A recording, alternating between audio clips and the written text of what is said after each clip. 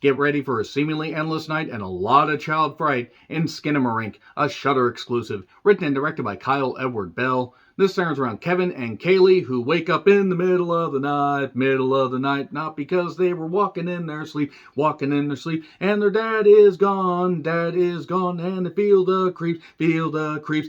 The doors are gone, and the windows too, They can't see the outside world, and they feel so blue. Okay, enough song right there.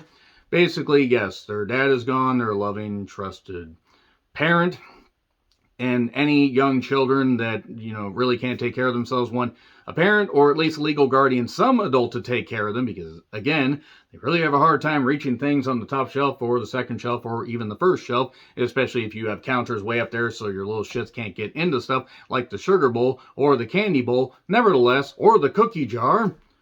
So anyway, the children are all scared, wondering what in the world is going on, and yes, the doors of the outside world are missing. And the windows are also missing, so they have no idea if Chris Cornell was correct, and they decided to blow up the outside world. So, like any children, they're just trying to get through the night, and maybe, hopefully, this is just a dream, a night terror, or a nightmare they can wake up from. They build a blanket fort, they watch some vintage cartoons on VHS, because it's taking place in 1995. The movie reminds you of that from the very beginning. And they play with their Legos and various toys. And also, they carry on occasional conversation because there are creepy noises, creepy, ominous sounds, and also some creepy voices telling them things like, "Come upstairs, look under the bed, come to the basement." No, I will not, creepy voice.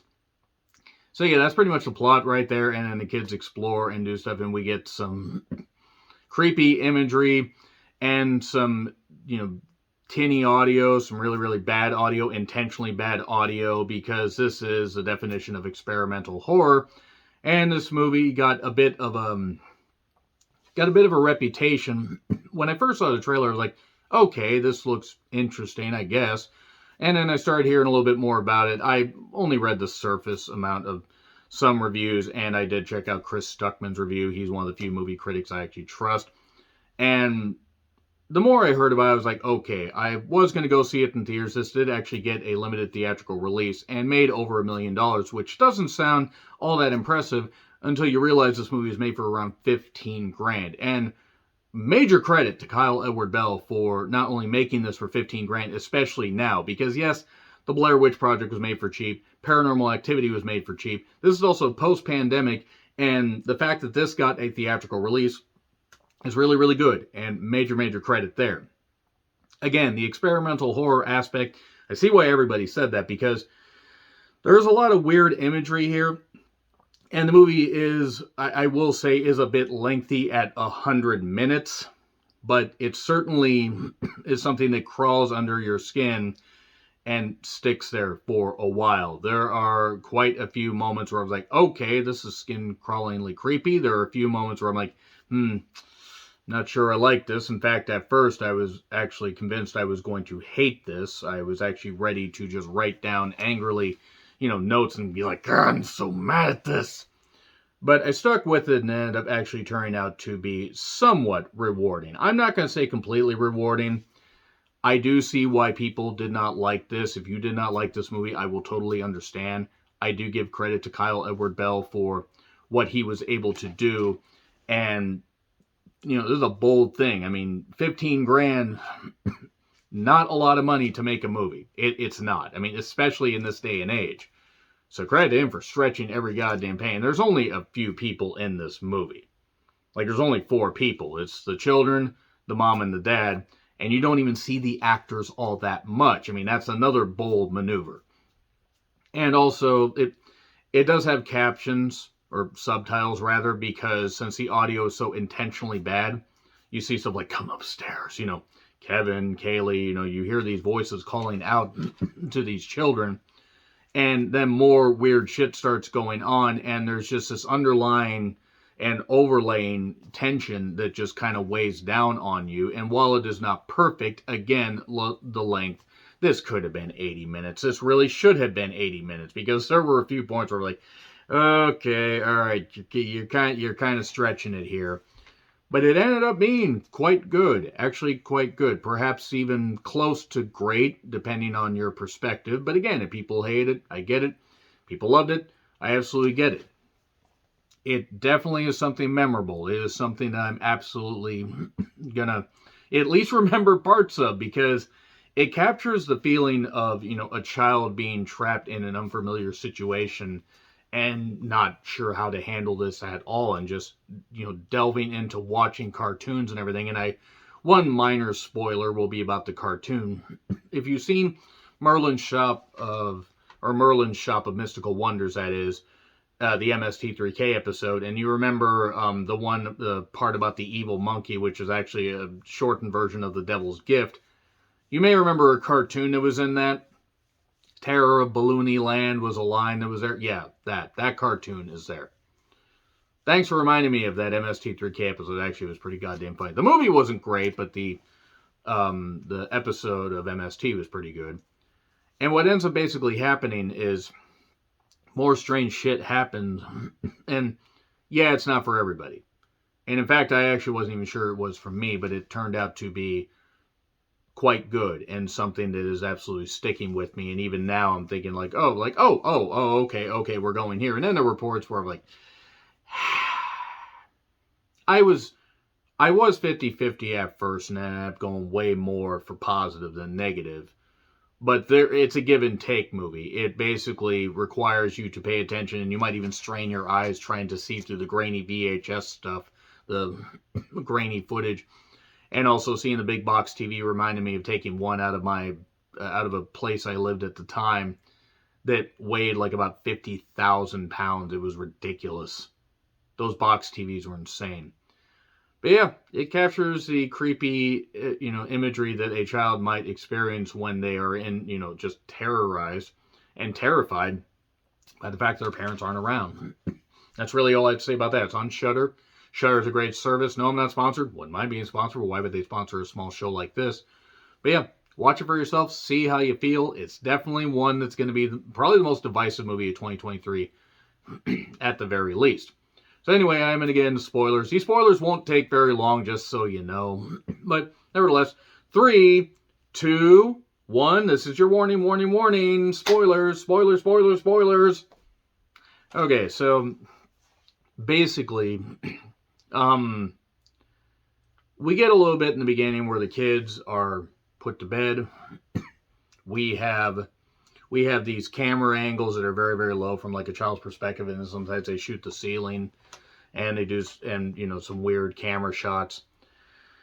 The kids, the kids do their blanket fort deal after their dad is seemingly gone and all the doors are gone. They even show the windows disappearing.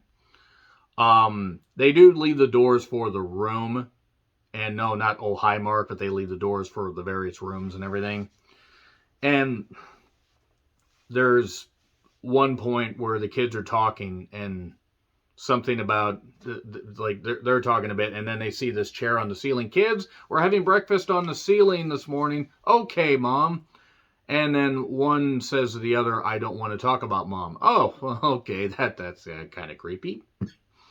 And then you get Legos, being played with. You hear come upstairs. The mother is there and basically saying, oh, it's like, just close your eyes, please.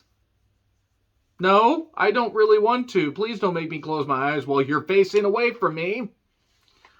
And go back downstairs. There's weird noises and creeps and bumps in the night and stuff like that. And then you hear, and that's from Kaylee. Kaylee was up seeing the mom. And then Kevin was sent down to the basement, where it says, come to the basement. And somebody doesn't look so good. You think it's the mother. It's actually Kaylee. The cartoons keep playing and kind of looping, and they're public domain cards, or cartoons, that is, and it's getting really creepy. At one point, you hear the ghost say, like, this is sometime later, to Kevin, put the knife in your eye. Why? Why would you put the knife in the eye? Why would you do that? Why would you why? Why? Then Kevin calls 911. The operator tries to get him to stay on the line. The demon basically says, basically is talking to Kevin. Kevin says, how'd you do that? I can do anything. Kaylee didn't do what she was told. She wanted to see her mom and dad, so I took her mouth away. Oh, okay. No, get me out of here now, please get me out of here. And then tells Kevin to come upstairs. It's okay, I'll protect you. How did Kevin get on the ceiling? There were weird camera tricks and everything. And then Legos are on the ceiling, but it's a turned upside down shot. They're actually on the floor, but they're turned upside down. It's just a reverse shot. It said 572 days, meaning the Legos have either been stuck there for 572 days, or the house has been standing for 572 days, or possibly Kevin has been stuck there for I don't know. I'm not sure about the 572 days. But then we just get more creepy imagery. We get weirdness.